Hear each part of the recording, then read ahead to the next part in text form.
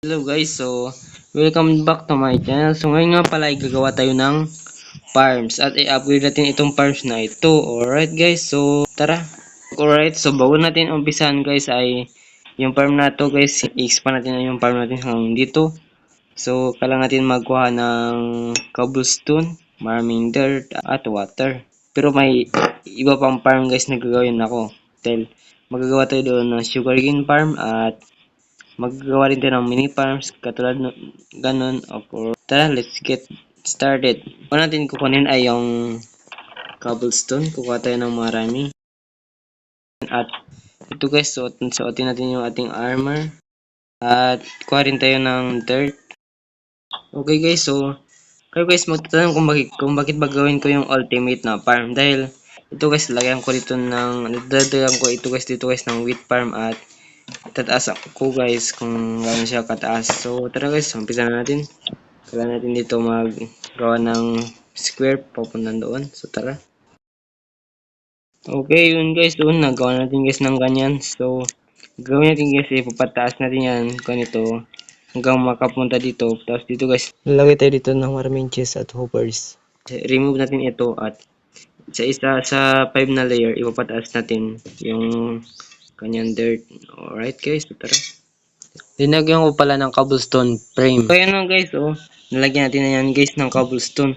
So ang gawin natin ngayon guys, ay gagawa natin yan guys ng maraming dirt.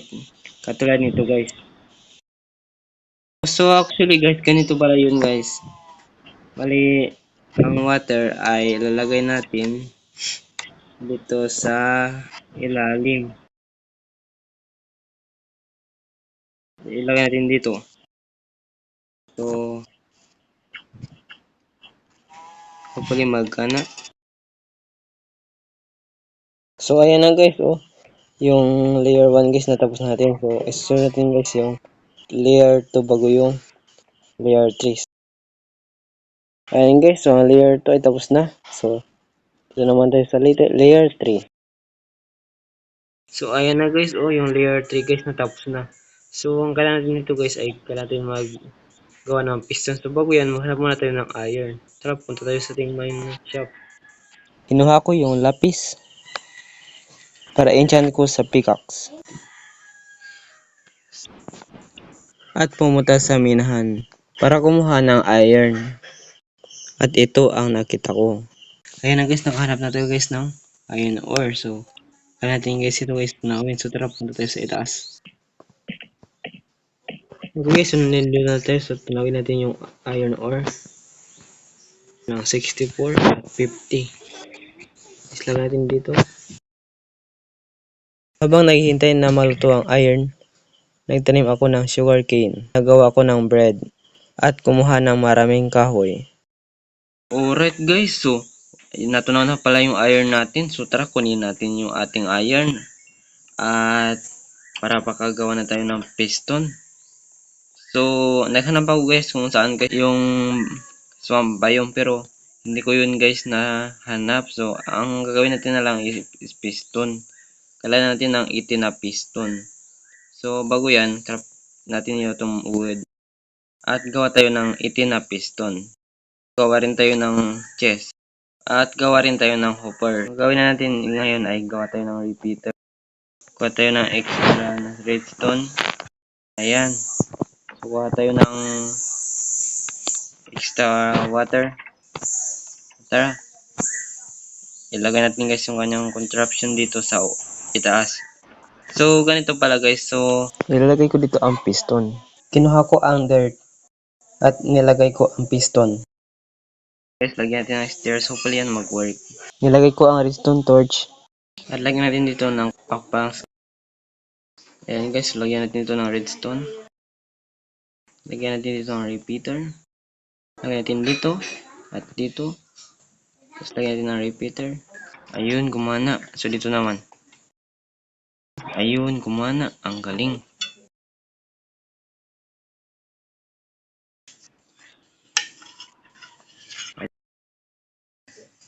At yun na nga guys, nagana.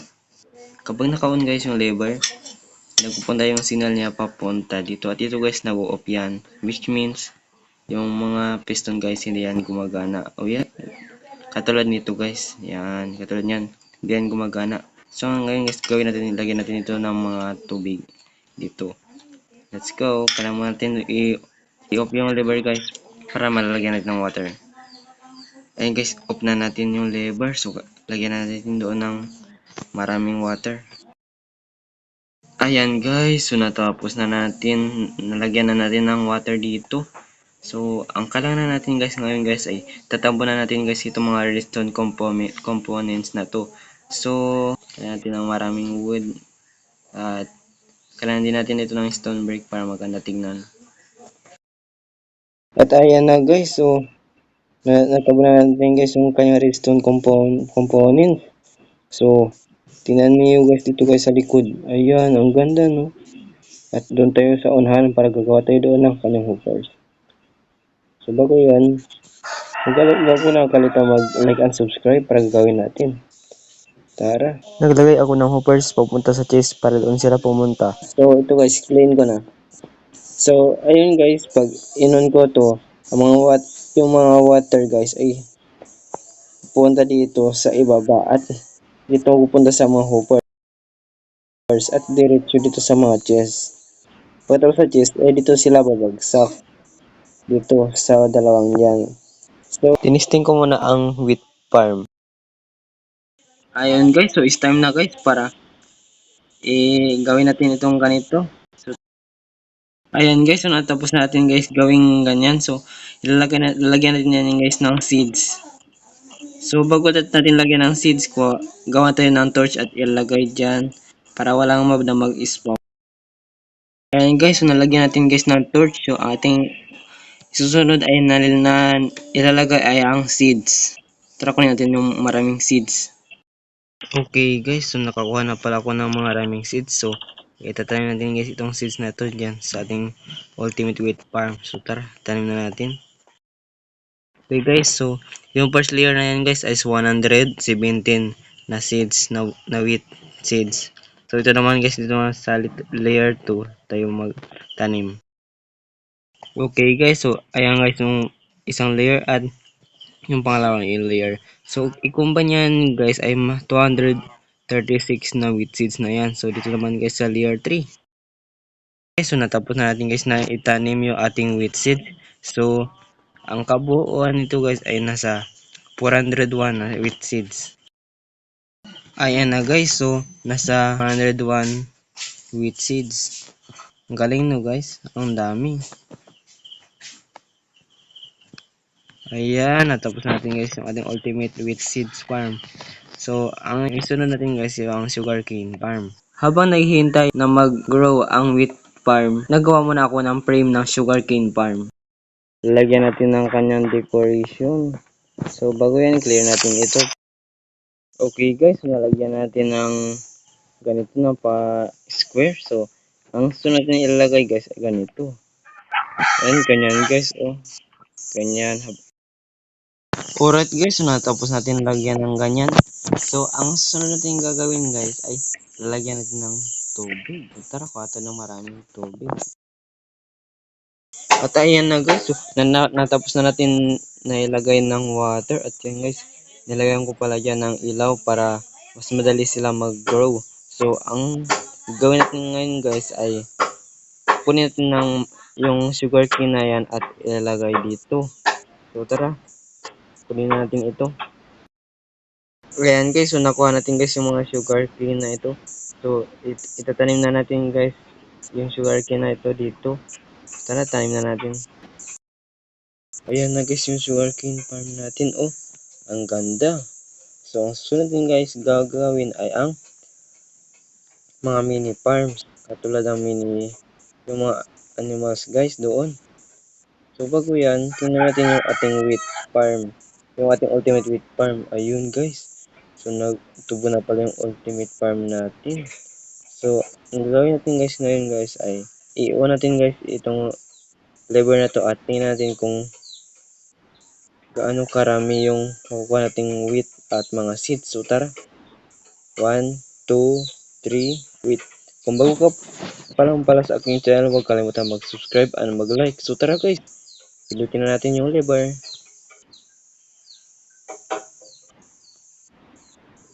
Ayun na guys. Ang dami oh. Ayun. Ayun na. Tapos punta dito. Ayun. Ang galing guys. Tingnan natin guys kung gaano karami yung weight na nakuha natin. Pero bago yan. Handa na ba kayo guys? Pero bago natin tingnan yung chest, huwag kalimutan mag-subscribe at mag-like. So tara, tingnan natin yung chest. Alright, so tara tingnan natin yung chest. Ayun, so makikita natin guys na marami pala ito guys. Ayan, ganun lang guys, karami. Tingnan natin dito. Ayun, ongoing pa guys. So, ang ganda guys no, ng ating ultimate weight farm. Pero hindi pa full yung chest. Pero sa mga susunod na survival series ay gagawa ng ultimate farm. Pero mas malaki pa dito guys. So, ayun lang guys oh. So, ito guys 401 seeds pero ongoing pa yun guys. So, kung pupunta tayo dito, makikita natin ang sugarcane farm. Ayan, ang dami guys. Ayan. Ang dami no. At ang susunod natin gagawin guys ay magagawa tayo ng mini zoo. Yun guys ang mini farm na maliliit. Katulad nito, katulad ng cows. Makita niyo guys na ganyan yung kanyang style. Dito guys yung bubong niya guys ay gawa sa kahoy. Alright guys, so ang gagawin natin ngayon guys ay ang kanyang bubong guys ay kahoy. At dito man sa ibaba guys ay kahoy din. At dito guys may mga decoration. So tara guys, kunin muna natin ito. Naubusan ako ng kabuston. Kaya nagpunta ko sa minahan. At ito ang nakita ko. May nag-spawn na slime. Kumuha ko ng kabuston at granite sa chest. Ayun guys, so nalagyan natin guys ng kanyang kabuston frame. So naghanap ako guys ng granite. Ito guys ilalagay natin dito sa ibaba. Ay ilagay natin guys dito guys sa taas para maganda. Granite naman ang sa itaas at kahoy naman ang kanyang dingding. Linagay ko na rin pala ang baka, sheep at horse. Pinaganda ko na rin pala ang daanan. Naglagay din ako ng pintuan. Okay guys, so ayan na guys yung ating mini zoo farm. So ang gawin natin ito guys ay gagawa tayo ng kanyang bubong. So tara, start na natin. Nagawa pala akong materials para sa bubong at ginawa ko ang bubong. At ayan guys, wala na akong kahoy. Kailangan natin magkuha ng kahoy. Pero ito guys, may progress na ito. So tara, kuha natin ng maraming kahoy. Nagtanim muna ako ng wheat seeds bago kumuha ng maraming kahoy. Tapos ko na palalagyan ng bubong at linagyan ko sa loob ng decoration. Naghanap rin pala ako ng mga cow, sheep, chicken, at pig. Okay guys, so natapos natin guys yung animals farm. So ito guys, naglagay pala ako dito ng crafting table ng point chest at crafting table. At ito naman guys ay mga lamisa. So tara. Makikita ninyo dito guys na ito pala yung mga baka. Ito naman yung mga sheep. Ito naman yung mga horse at ito naman ang pig, ang sheep na kulay white. At ito naman ang mga chicken. Alright guys. So, ayun guys, ang ganda no sa labas. Ayun guys, so sa episode na ito guys, nagawa pala tayo ng sugarcane para sa ating paper at sugar. At ito naman sa ating ultimate wheat farm ay para makagawa tayo ng bread at cake. Kung na-enjoy mo ang video na ito, huwag kalimutang mag-subscribe at mag-like at mag-comment. Kita-kits sa episode 7. Bye-bye!